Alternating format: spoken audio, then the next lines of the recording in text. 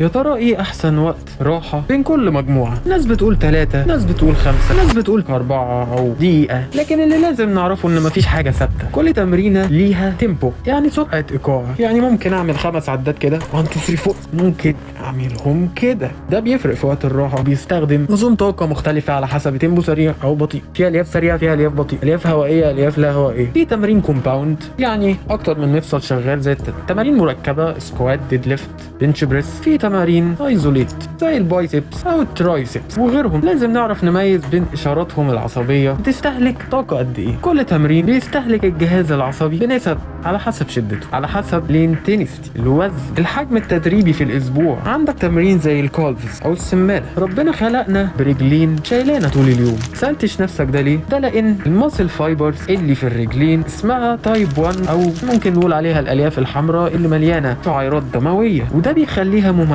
انها بتستقبل الاكسجين بيرفكت. ده بيخليها قويه واستثنائيه عن الالياف البيضاء او تايب 2. ربنا ميزنا بيها عشان توقفنا لفترات طويله. فلما يجي مدرب يمرنك سمانه او كالفز ويقول لك ريح 5 دقايق بين كل مجموعه، يبقى ده اسمه هوكس، تعرف انه تحت السلم على طول. فخد بالك من المدربين دول واختار مدرب صح، ويا ريت تثقف نفسك عشان ما تسلمش نفسك لاي مدرب كده على عماك. لازم تعرف المدرب ده شغال معاك صح ولا شغال غلط، لان الغلطه في المجال ده يا اما بتساوي اصابه يا اما بتساوي عدم تطور. فارجوك خد بالك على نفسك. كان معاك زين زين. لو مهتم بالرياضه والعضلات اعمل لايك، فولو، سلام.